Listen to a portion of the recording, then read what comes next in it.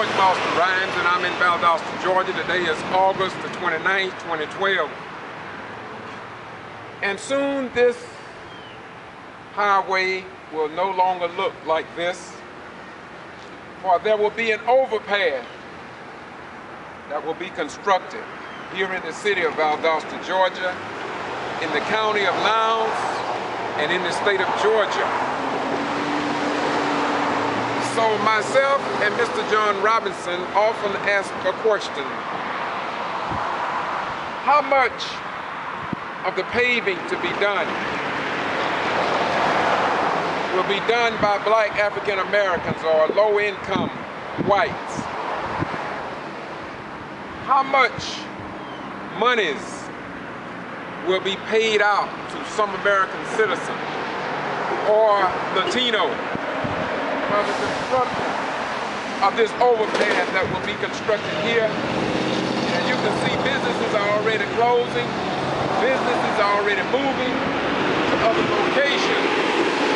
And so the question is, how will the parents of low economic status, how will the parents of our children benefit from the dollars, the thousands and millions of dollars that may be spent in the construction of this overpass? And if black African Americans does not get some type of funding or some type of fair share in this process or out of this process, then when our children are left with no jobs, no equal employment, and what I mean by equal is that there's a possibility that maybe nobody's qualified to do the construction work here or to get any of the funds, because Latinos may be the ones that's laying down this concrete, this asphalt, or putting the beams up to support the overpass. But when the parents of the children that mostly break into convenience stores and break into people's homes because they don't have the money that other children have because their parents are employed in getting some of this money. When you walk around the city annex on the first floor, and when you walk all through city governments, and when you look and see the few blacks that are employed based upon the population here in Valdosta, these are concerns that every citizen of the right mindset should ask.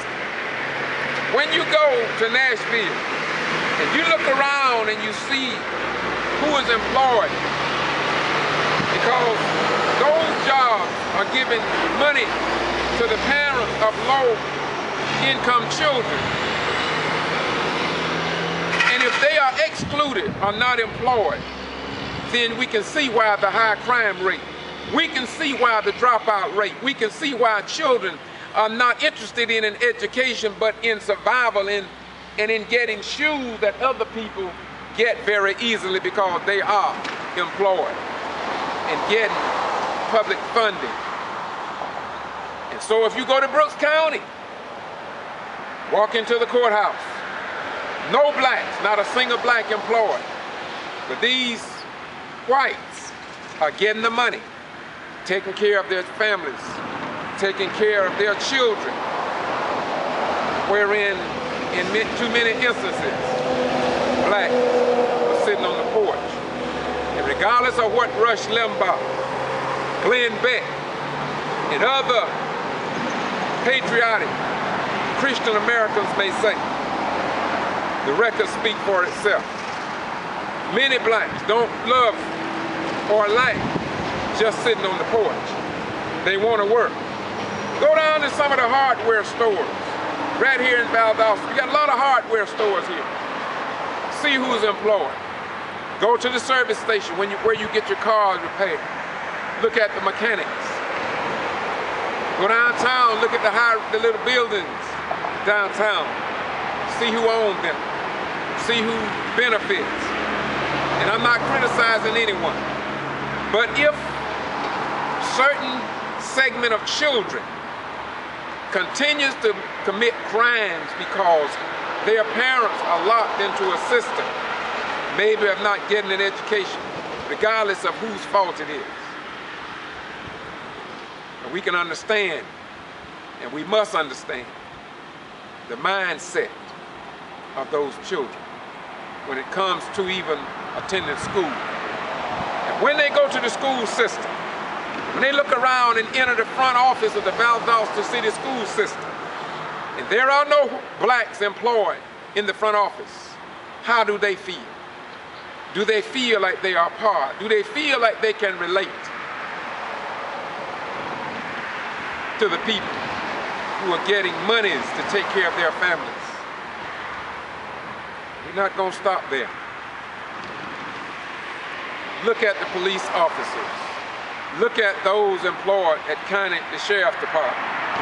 Look at those who are employed in the city as managers. Look at Valdosta and go to the banks and see how many banks tellers are black African Americans. Not just the one or two in the front, but I'm talking about in the back offices. How many black bank managers do we have? These things must be questioned under our form of government. And nobody should dislike me, because if I'm guilty, if I'm wrong, if I'm backing up, if I'm going in the wrong direction, then I'm worthy to be called out on the carpet and challenged on the incorrectness of what I speak. But if what I speak is the truth, and it is indeed the truth, then the question remains, why are we so hard on the children whose parents are not receiving their fair shot, fair slice of the economic pie in Valdosta, Lowndes County, South Georgia, and the state of Georgia in general? What about the HUD contractors? What about the bidding process? Well, we know you say they're not qualified, but we have people in this community that are overly qualified. And we're going to be dealing with that too. Once again, we don't worry about the preachers. We're not concerned about the pastors. We are not concerned about the bourgeois Negroes. We are not concerned about unconcerned white people. But we are concerned about the American people living up to what they have put on paper. Fair, honesty, a nation of laws and equality for everybody. So we're going to close this out. Just want to highlight some things.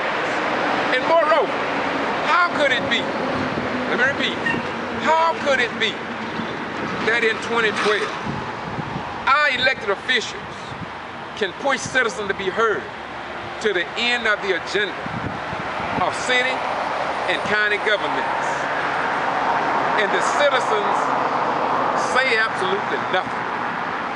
When citizens to be heard at city council meeting, county commissioner meeting, at least they should put the elected officials following citizens to be heard so they can respond to them, or at least show some type of consideration to the voters here in Valdosta and Lowndes County. And I believe it's a disgrace to our form of government. It is a disgrace to our form of government for the mayor and city council, the chairman, and the board of commissioners to have citizens to be heard as the last item on the agenda. It just don't make sense under our form of government. When I served this country for 20 years, I was not at the end of the agenda. When I was served during the Vietnam era, I wasn't at the end of the agenda.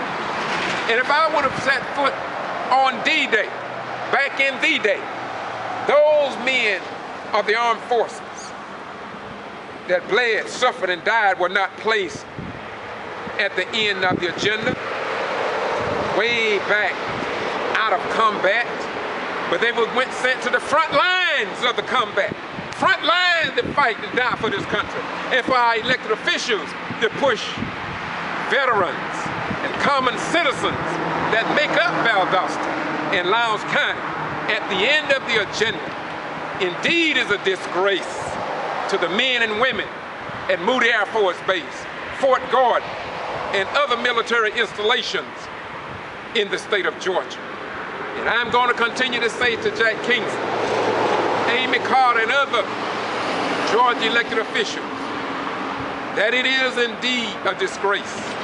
We give home to Moody Air Force Base, and for citizens to be at the end of the agenda is a slap in the face for all active duty, disabled, veterans, and retired military veterans along with the civilian populace.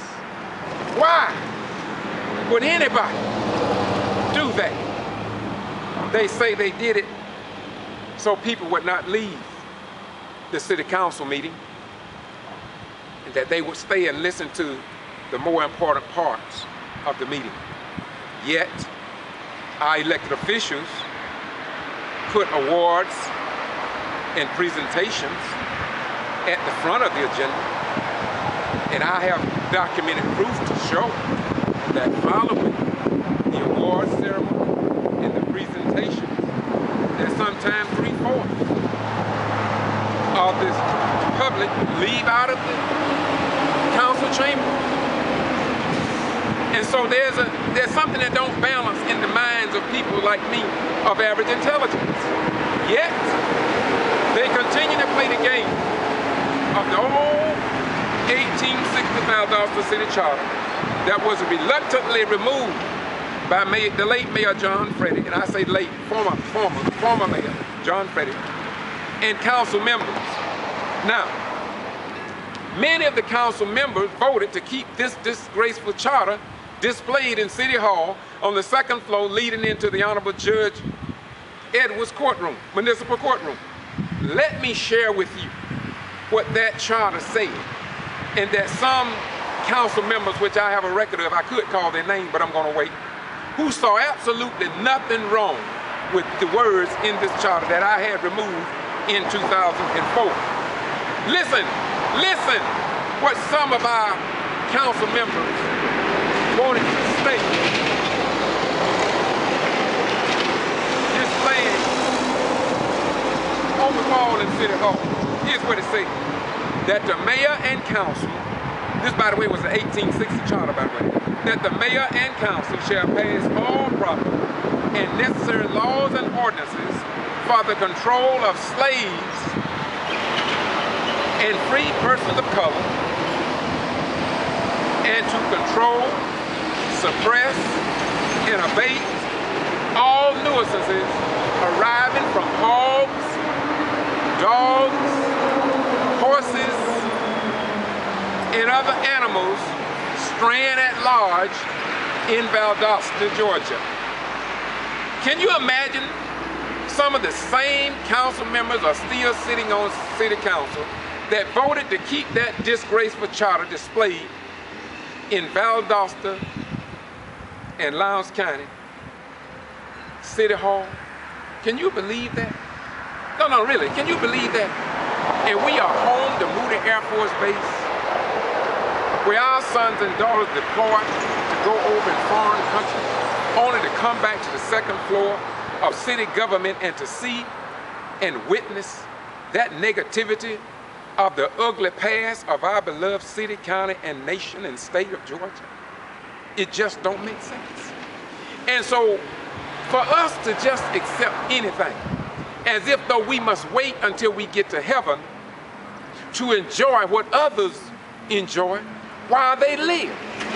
And so I cannot, as a retired military veteran who put my life on the line and could have been killed in Vietnam and other wars, in Kuwait and other wars, and to return home to be treated in this manner, it just don't make sense.